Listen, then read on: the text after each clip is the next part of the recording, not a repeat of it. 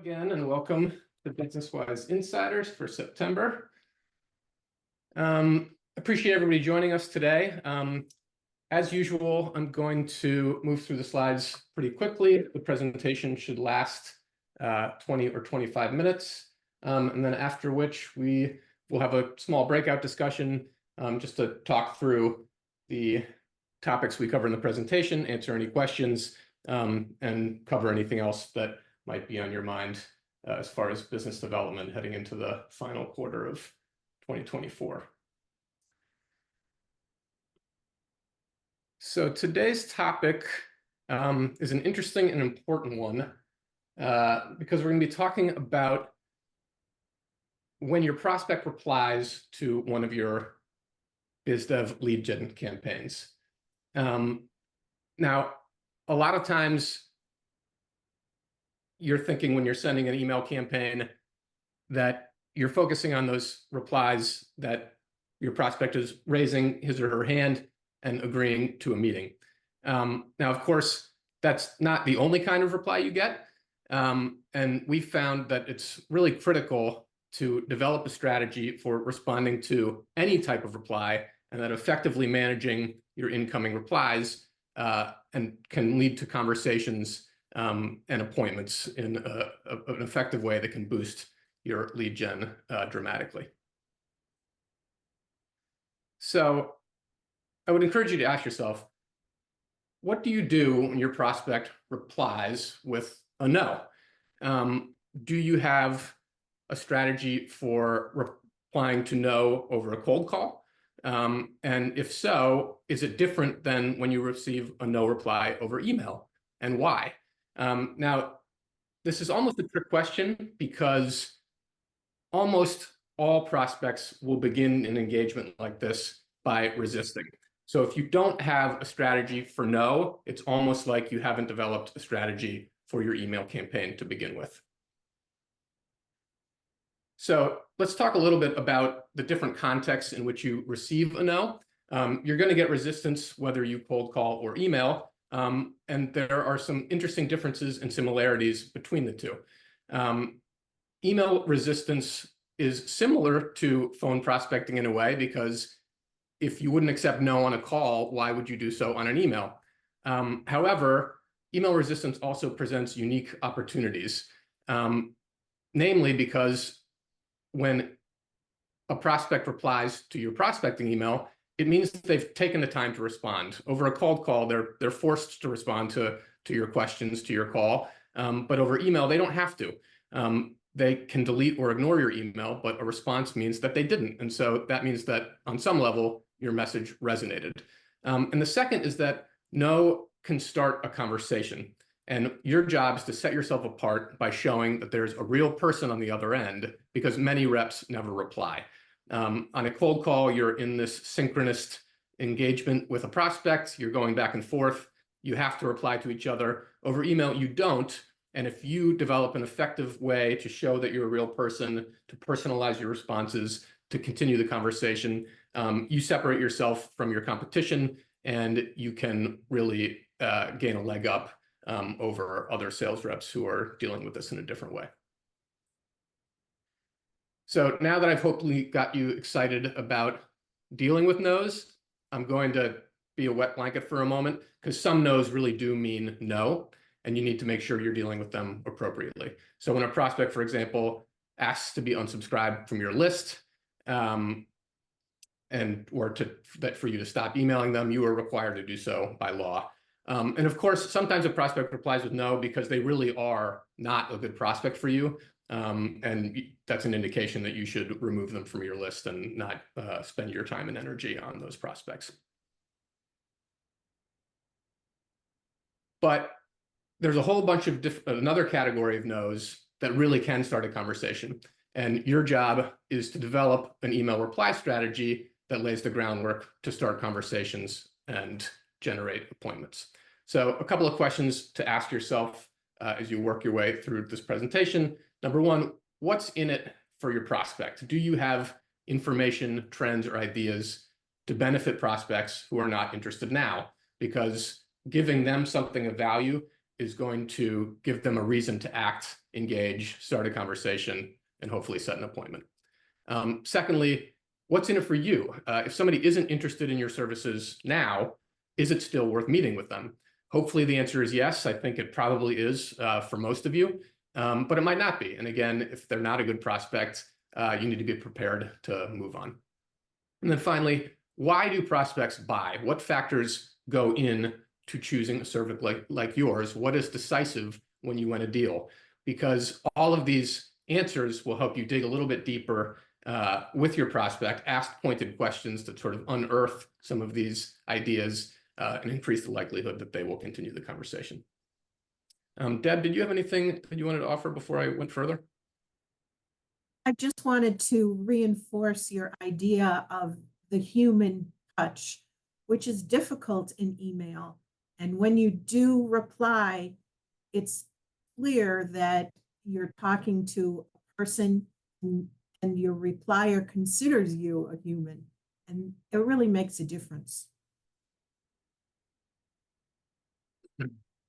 Great, thanks, Deb. All right. So let's start walking through the different kinds of replies that you can expect to generate via a cold email campaign and how to think about turning those into conversations. And the first category is really the most basic, most general, and probably the most common. That's when a prospect simply says in so many words that they're not interested. So here you have a prospect on the top giving a sort of all-encompassing version of the not interested objection. And underneath you have some possible subtext. So the prospect will say, I'm not interested, or things are fine, or I don't want or need it. But what they really mean is, it hadn't occurred to me that I might have a problem or that I could benefit from a solution. And the key phrase here is that it hadn't occurred to me, because again, a no means that they don't see value yet in engaging in a conversation. And the reason it hasn't occurred to them is because they don't know what you know, that the ideas, insights, and ultimately products and services that you bring to the table can provide a better understanding of what really matters to their success. And not interested is a challenge for a number of reasons, not least because it might actually mean that the prospect isn't interested. So it's tempting to treat it that way. But for our purposes as sales reps who wonder how to turn a not interested reply into a conversation and maybe even an appointment, it's a challenge because it's an information void. Your prospect doesn't yet have the information that he needs to move forward with the conversation, and you don't have the information that you need to assess your prospect's specific situation. So we need to take a few baby steps at this point in order to bridge that gap. And the first baby step is just to respond promptly. At the very least, you know that your prospect is momentarily paying attention, so you should take advantage while you can. And doing so, responding promptly, can really make the difference between a misconnection and a meaningful engagement. The iron is hot at that moment when the prospect responds, and so responding while you have their attention, if all else equal, can lead to a conversation that creates an opportunity, if not now, down the road. Second, it's really critical to show your prospect that you're a real person. It's easy to dismiss a generic email campaign as impersonal, but a personal reply with information specific to your prospect can really flip the script and instantly change a prospect's posture towards you. And then finally, start gathering the information you don't have by asking pointed questions designed to elicit responses and provide momentum to the conversation. So I promised you that we'd take a look at some real-world email responses, and this is the first one, which was generated by one of our own automated email prospecting campaigns. And so the first email you see here with the number 1 attached to it was the initial response to our campaign from the prospect. And then the second email is the one that the prospect sent after our sales rep, Scott, replied. And I'll show you Scott's reply in a moment, but I think it's interesting to see these two prospect emails side by side because they show how much you can move a conversation forward with a thoughtful, strategic reply. So the initial reply is, thank you, Scott, we're good for now, but I'll keep you in mind if that changes in the future. Scott then replies, and then the prospect writes, I'm not certain what the exact change was, but I believe the tools and technology the company has invested in over the last few years has allowed our sales team to prospect more efficiently and effectively than in the past. 2020 hit pretty hard as well, so we've cut back on outside services, but I definitely see the value of your service, and if things change, I would love to circle back with you. So the first email is basically a courteous version of the not interested objection, but like most replies of the genre, it doesn't really offer any valuable information. But then after Scott replied, the prospect volunteers a ton of valuable information about their current situation, their recent challenges, and their future mindset. So let's look at Scott's reply and think about why and how it was able to move the conversation forward. So right off the bat, it includes detailed information specific to the prospect, that the fact that they actually used to be a business-wise client. Then it pivots right into a question about the prospect's current approach to business development and whether anything has changed in the time that they were previously a client. And then finally, it closes on a courteous note that acknowledges and highlights the value in exchanging ideas and information, even if it never goes any further.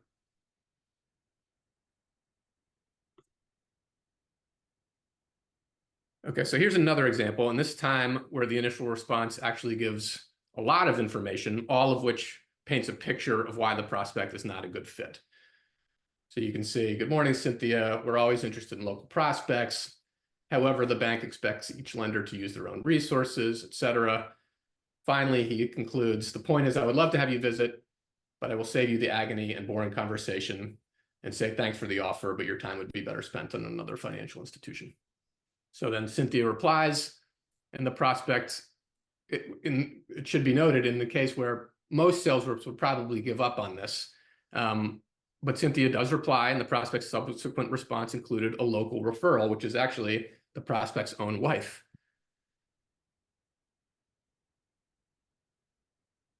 So let's look at the response from Cynthia that elicited that referral. So it's pretty straightforward. It's prompt and starts with a courteous introduction. It acknowledges that now might not be the right time, and it straight up asks for the referral, but it's respectful, professional, and direct, and it worked.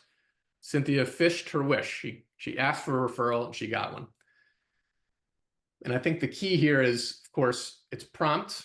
It acknowledges the prospect's mindset. It meets them where they are. It might not be the right time. Mentions the specific things the prospect says in their email, and then asks a question. So it's pretty straightforward, but in this case, it gets the job done.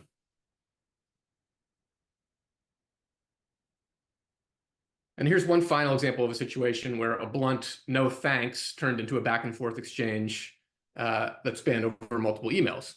Now, this didn't result in a sale or even an appointment, but that's really beside the point, because in most cases, B2B sales is a long game where relationships often grow out of casual connections, which start with conversations. More than likely, this conversation will be the end of the road for these two, but it's 100% guaranteed that this prospect will remember this conversation more than she would have remembered an email exchange that ended at no thanks with no acknowledgement by the sales rep. So just to look at these no thanks, you can see there were several back and forths, and then we ended with a best of luck to you too, which is a great sort of cordial way to land. And here's the response that turned that no thanks into a conversation. And this is from a sales veteran that we work with and for whom we developed an automated email prospecting campaign. So just like the previous example, this is not complicated. There's a courteous human introduction. There's a direct reference to something the prospect mentioned in her email, that she's doing fine and isn't in the market for a sales consultant. And then there's a direct appeal for a referral. Now, in this case, our colleague did not get the referral, but he got the next best thing, which was a good-natured back and forth with the prospect who started with no thanks, but who will likely remember the exchange should the need ever arise. So those are three great examples of sort of how you can turn a no thanks into something, either a future opportunity, a referral, or even just a cordial conversation that you know your prospect will remember and that you can build on possibly in the future. Deb, did you want to add anything here? Thanks, Sam. while we're certainly focused on the responses, one thing to keep in mind is that no thanks usually comes from a position of, no, I don't want to do business with you right now, or no, I'm not interested in your services right now. And it's important to remember that your original email that prompts the response, the more you can have it not be about, do you want to buy something from me now, is really important. And you want to keep that in mind before you send your original email. Exactly. This is really about acknowledging the mindset that your prospect is likely to have and meeting them there. It can be so exciting when a prospect replies in any way that you want to move to the next step or 2 steps or 3 steps ahead. But your prospect very likely isn't sitting around waiting to receive your email before he or she considers buying something. You need to begin the conversation before you can get to the end of the conversation, and this is what this is really about. All right, so now let's turn to another category of not interested, which is really just sort of variation on the first one, but it's common enough and challenging enough that deserves a closer look. And that's when a prospect says they're not interested because they already have a vendor or a partner who provides that product or service. They're getting what you're offering, but from somebody else. So one important point here is that while everyone faces this brand of no to some degree, for sales reps in certain industries, it's a near guarantee that your prospect is already receiving your service from someone else. So if you're in IT, benefits, accounting, janitorial, these are all services that almost every business needs. So they either already have a vendor or they do it themselves. So it's imperative that you have a strategy for how to respond when your prospect says, we already have someone. And I bet that those of you who work in that industry do have a strategy for when you reach somebody over the phone and they say, we already work with somebody. It's the same thing here, and you should approach it with the same level of thoughtfulness and strategic thinking.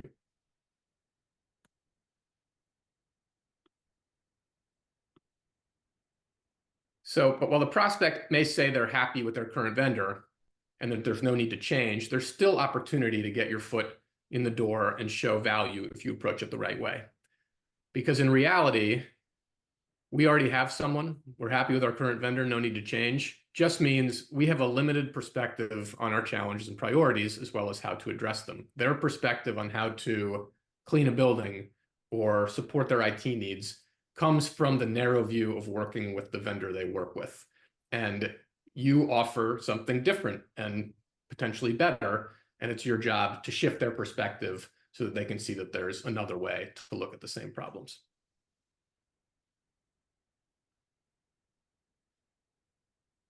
So your prospect may only understand their situation through that lens, their current vendor. And if the vendor approaches the problem differently than when you would, you have the opportunity, as I said, to demonstrate your insights and expertise. So your first job is to learn more about what it really means that your prospect already has someone. And you can do that by, once again, asking pointed questions. So we already have someone can mean a lot of things, and it's your job to ask questions to clarify that. Next, you can create respect and trust by being upfront about the fact that you're qualifying your prospect in the same way that they're qualifying you. If their current vendor is servicing their needs adequately, or if they don't have the specific problem that you solve, that's okay. Your prospect will respect the honesty and may be willing to give you a shot to make your case. And then finally, and this is a tough one, look to clarify the value of just a conversation, nothing beyond that, even if they never become a client. And one good hook is to offer ideas, insights, and questions that your prospect can take back to their current vendor. It's really hard to say no to the offer of, here's some things you can ask your current vendor for you to determine whether they're actually meeting your needs in the most beneficial way.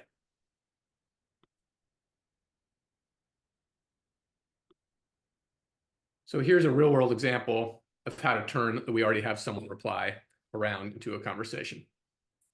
So again, the first reply here is the initial one from the prospect that was generated by our automated email prospect campaign. So he says, thank you, Scott, we have a system in place. And then the second is the next email from the prospect after Scott replied. And he says, send me an invite to discuss on Zoom or similar in the next 2 weeks. This is obviously an 180-degree turnaround. And the thing I love about it is that both emails are so short and blunt. He says no, then our rep replies, and then he says, okay. So let's look at the reply from Scott, which has a little bit of everything. So it starts with a really good use of personalization. So after checking out the prospect's website, Scott congratulates them on their longevity, showing that there's an actual human who's paying attention on the other end. Now, once again, Scott pivots to pointed questions about what it means that the prospect has a system. So the prospect is in commercial real estate, so he knows he might be referring to CoStar, which is a common source of prospecting data in that industry.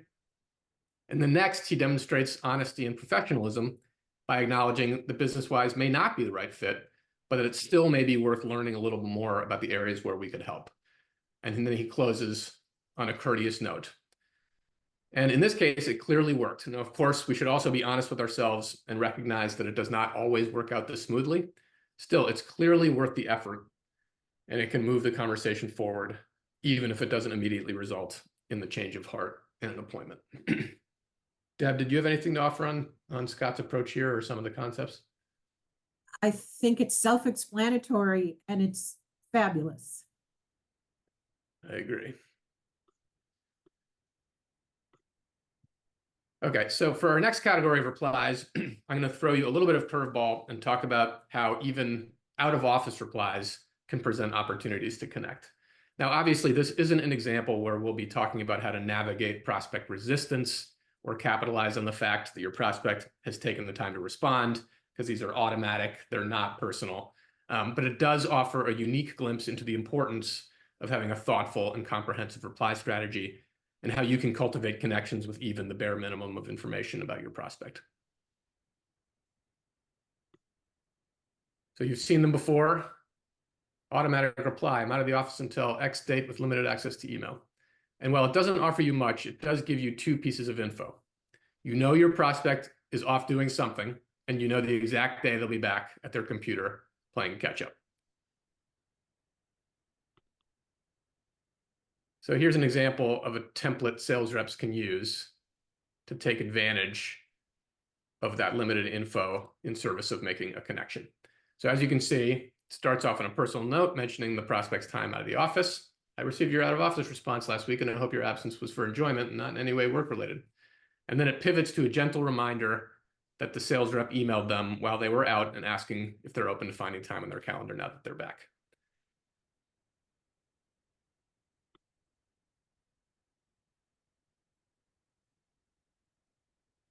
Oops, sorry, I think I did that out of order. So then this is the example that I just mentioned. Welcome back. Not sure if your time was off for business or pleasure. If it was pleasure, I hope you enjoyed your vacation. If not, I hope your time was productive.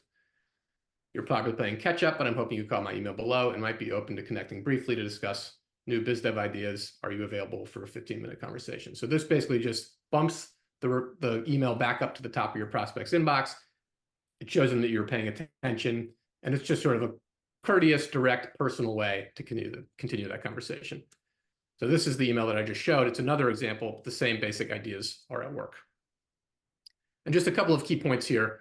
One of the concepts I'm hoping to get across today is that just like with any other cold prospecting channel, it's really critical for sales reps to do everything they can to make the most out of their email lead gen campaigns. And that means treating every single reply as if it were an opportunity. Now, we should, of course, be realistic and understand that we're not going to turn every reply or even most replies into conversations and opportunities.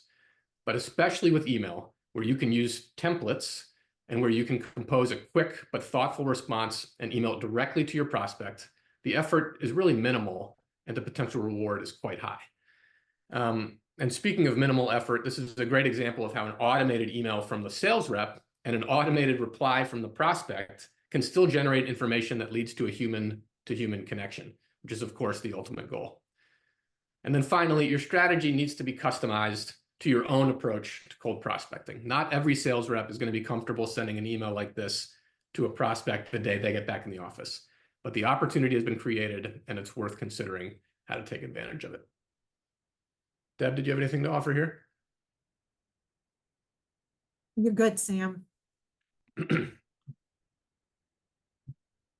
Okay, so I know this presentation is nominally about strategies for turning email no's into conversations and opportunities. And it's true that most replies generated by email lead gen campaigns are of the no variety. So we should calibrate our expectations accordingly and build our strategy around that reality. But email campaigns can also generate a lot of yeses. And I thought it would be restorative and encouraging to end by looking at a few of those. So I'll just quickly tick through these because they're pretty self-explanatory. But here's one that you could call the ideal response, where the prospect enthusiastically responds about the opportunity to learn more with a list of times she's free to meet, to total home run. So this is literally the email response we got back to an automated email campaign. It's great to e-meet you. I look forward to connecting with you in the next week. I'd be available to connect during any of the following times. Feel free to set up a time that works best for you on our calendars and give me a call. So just a fantastic response to get in your inbox. Now, I like this next one because the prospect starts off by apologizing for the delay in his reply, which shows how important it is to develop messaging that conveys that conversational human tone. So this is just a testament to the fact that the initial email was written in a way that really sounds like it was coming from a human being directly to the prospect, even though it was a mass automated email campaign. And then I think it's safe to say that this prospect assumed he was receiving that one-to-one email from the sales rep, and that's obviously the goal. And then to top it off, he invites Cynthia to lunch. So again, a perfect reply.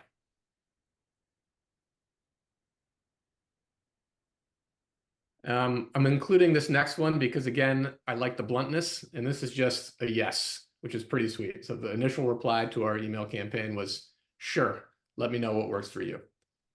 The kind of reply we all want to get. So this next one mentions and commends Scott's persistence before accepting the invitation to meet. Now, it highlights a key point, which is that the reply doesn't always or even usually come in response to that first message.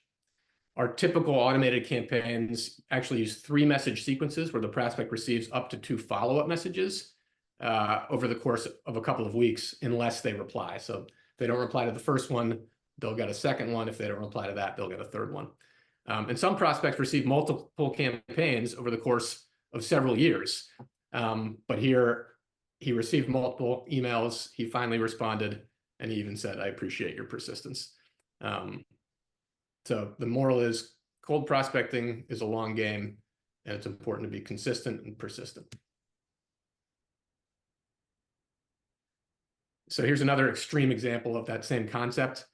So this prospect received 22 messages over the course of several months. Some were from automated campaigns looking to set an appointment about business development ideas. Others might have been invitations to our insider sessions like this, or even an email offer of a white paper, something about cold call scripts. But again, the persistence paid off in this case. And this should really get at the core of one of the objections to email biz dev, email lead gen, which is, I don't want to bug my prospects. If I send them 3 messages and they don't reply, that means they don't want to do business with me, so I need to stop. That's just not the case. Your emails have a really hard challenge, which is to break through the inbox, and they don't always do it. Even if they do, they don't always hit your prospect's inbox at the moment that they're paying attention or when they have a need. And in order to do that, you need to keep emailing. So in this case, it worked, and I think it's another testament to the value of commitment, persistence, and playing the long game. Okay, and then finally, I've got 2 examples of replies to automated campaigns from prospects that ultimately became clients. Since we offer a prospecting tool here at BusinessWise, our focus is primarily on helping clients set those first-time appointments. But of course, the ultimate goal is to gain new business. So it's great when that first appointment kicks off a successful process and actually ends in a sale. You know, we talk a lot about what's the value of meeting, even if it never goes any further. Of course, we do want it to go further. You want it to go further. You want email campaigns that don't just start conversations that actually lead to deals. And these are examples of how that works. So 2 great things about this response. Again, he apologizes for the delay, which means he really felt there was a human being on the other end. And then second, he encourages Scott to follow up at a specific date, which illustrates the longer term nature of email prospecting in many cases. It can be as much about creating warmer leads for future follow-up as setting immediate appointments. And again, this prospect ultimately became a client, which was great. And then one last one from a prospect who's clearly a little bit skeptical, but open to learning more, and who eventually became a client. So we are a tiny company, our resources are limited, but I'm open to learning what you have to offer. The link in my signature will let you set up 30 minutes to chat. Deborah, did you have any comments on this final batch before we talk about some questions that we can talk through in the discussion? Well, I think that we've seen a broad overview of what happens when we email our prospects, from absolutely no opportunity to a sale. And I just want to mention that one of the things that I value most about insiders is that we get a lot of exchange from our clients and participants. We're not the only ones that have ideas on how to improve new business development. And I'll just mention that when we started emailing many years ago, we were not responding to the not interesteds. And it was actually one of our clients that had the idea of responding to those not interesteds. And we thought it was brilliant and immediately picked up on it. And so I just want to thank everyone for your participation and the ideas that you bring, sometimes in the form of a question or something that you've done. And I really appreciate it.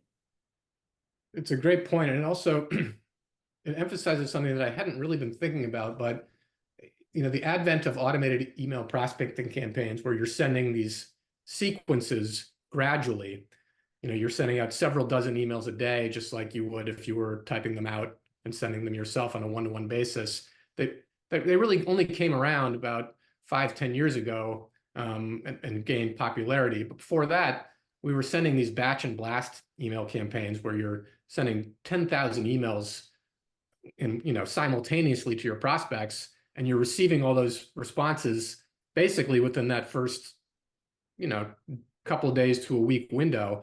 It's really hard to respond to all the incoming replies, including the no's, the not interested, so we already have somebody's, if they're all coming at you at the same time.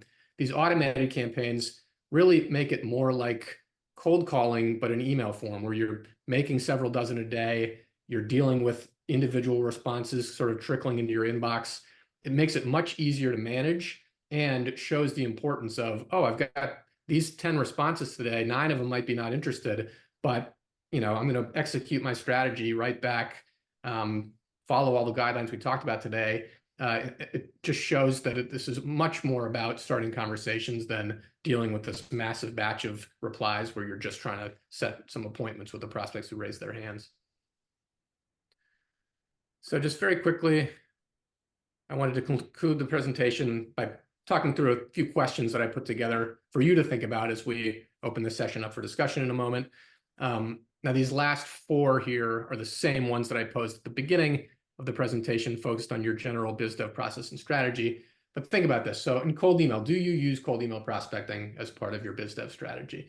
If you do, think about whether you handle replies. You have a strategy for handling replies. And if you don't, think about the ways that it could benefit you, other than just getting people to raise their hand. Using email prospecting as a conversation starter rather than a deal closer. Second, if you do send cold email campaigns, do you send one-to-one emails or large-scale automated campaigns, or both? Obviously, you can do both with BusinessWise, and each requires a little bit of a different strategy, but the principles are often the same. Email resistance, do you handle resistance differently depending on the context? Cold call versus an email? If so, why? And then your goals and expectations. What are you hoping to achieve with your campaigns? Do you just want appointments? Do you want leads for follow-up? Do you want warm or cold calls? Your objectives with respect to email lead gen will really inform the reply strategy that you develop. Expectations. What are your expectations for replies to your campaigns? Do you have that strategy for replying to no? And then finally, the value of an appointment. Do you have information or ideas that will benefit your prospects who are not interested in your services now? And if someone isn't interested in your services now, is it still worth meeting with them?